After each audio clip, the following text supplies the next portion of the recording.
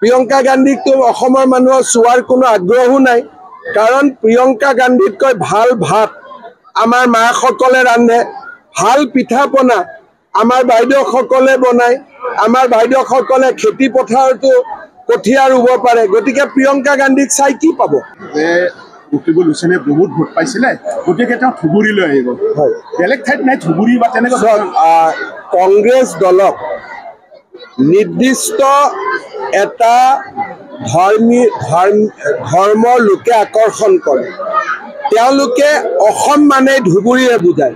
ধুবুৰীত যোৱাৰ মোৰ কোনো আপত্তি নাই, কিন্তু প্ৰথমতে ক'ব লাগে যিকোনো ব্যক্তিয়ে যে আমি কামাখ্যাত আহিম, বটদ্ৰৱাত আহিম, চৰাইদেউত যাম, চৰাইদেউ মৈদামত যাম, ৰংঘৰত যাম, তাৰপিছত ধুবুৰীলৈকেও যাওক।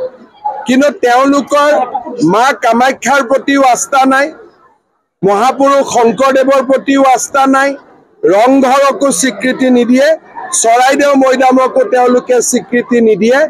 ধুবুৰীত বাস কৰা একাংশ ধৰ্মীয় সংখ্যালঘু লোককে তেওঁলোকে স্বীকৃতি দিয়ে। আন কোনো লোকৰ মৰম তেওঁলোকে বুজি নাপায়। ধুবুৰীত যোৱাত আপত্তি নাই, কিন্তু ধুবুৰীৰ লগতে আন অঞ্চলবিলাকতো যাব লাগে। কিন্তু বৰ্তমান মই ভাবোঁ যোৱাৰ সময় নহয়। কোনে প্ৰিয়ংকা গান্ধীক চাব আহিব? প্ৰিয়ংকা গান্ধীকতো অসমৰ মানুহৰ চোৱাৰ কোনো আগ্ৰহো নাই, কাৰণ প্ৰিয়ংকা গান্ধীতকৈ ভাল ভাত আমাৰ মাসকলে ৰান্ধে, ভাল পিঠা পনা আমাৰ বাইদেউসকলে বনায়, আমাৰ বাইদেউসকলে খেতি পথাৰতো কঠীয়া ৰুব পাৰে। গতিকে প্ৰিয়ংকা গান্ধীক চাই কি পাব? বিটিআৰতো সমস্যা আছে, কিন্তু প্ৰথম লক্ষ্য যে ২৬টা জনগোষ্ঠীৰ ৰাইজে মাটিৰ পট্টা পাওক, অধিকাৰ পাওক, আৰু সকলো জাতি জনগোষ্ঠীয়ে বড়ো সমাজে নেতৃত্ব লওক, সকলো জাতি জনগোষ্ঠী একত্ৰিত হওক।